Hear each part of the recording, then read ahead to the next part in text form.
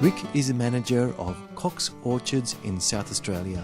He has been working with the Mildura Fruit Company Korea, China, Thailand export program since it commenced over 4 years ago, which is a credit to the late Dr. John Cox, who had the vision to support this program. How have you found the Korea, Thailand, China export program? Has it been worthwhile for you? Yes, Sam, with the China KCT program, it has been very advantageous for us. This will be our 4th season.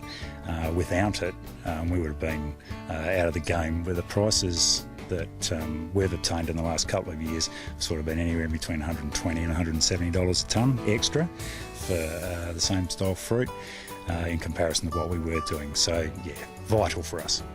The processes and practices involved, how critical are they? Yes, Sam, the processes and practices are really critical. To follow the protocol for this KCT program is an absolute must. If we don't, we run a high risk.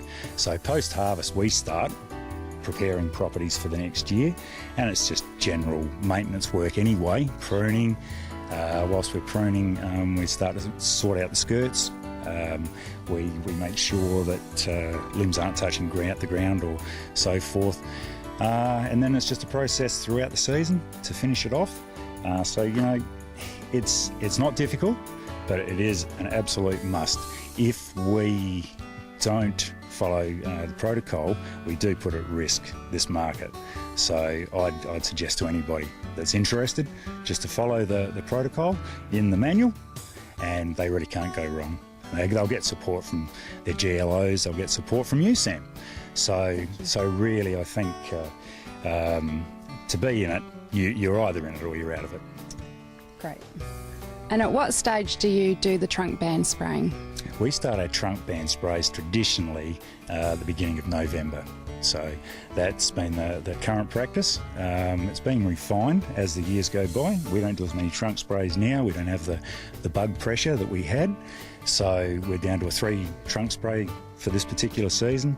We started off with 5, but our November one's very important. So basically all the growers would have their pruning done. They'd then start applying their trunk band sprays. And at this stage it's sort of every 6 to 8 weeks. So, and we can then go through until March, and March is a very critical time as well. So one for Washington Oval oranges, we'll complete a trunk spray at the beginning of March, and that basically carries us through to harvest. Has the program been costly? Initially, Sam, I was quite concerned that the cost would be high. However, when we got into the program, we went through MFC, Bill Robinson and Tony Philippi, and they've been extremely helpful with all of this. It's just been massive support the whole way through. We have regular visits. Anytime I need any details, it's just the information's there. They send a lot of memos out for any of their KCT growers. So having first been concerned about the cost, they came down, we sat down, went through all the estimated costs that they'd worked on, and then we put it into practice, and the costs have actually been really not significant. It's a little bit of extra effort, but that is required.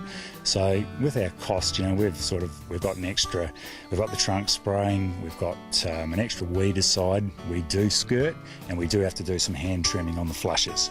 So currently we probably do 3 trimmings through the season, but it's pretty efficient. It's fairly quick, and our total costs then sort of get to be about $480 per hectare to do the job. Now, on most properties, we sort of average about 40 tonnes per hectare.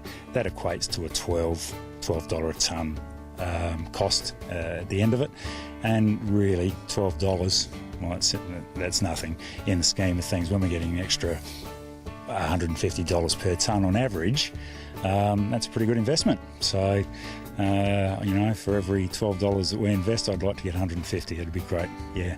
So I think that with costs, it's you've got to be efficient. You want to get through the workload, but it certainly is well worthwhile doing.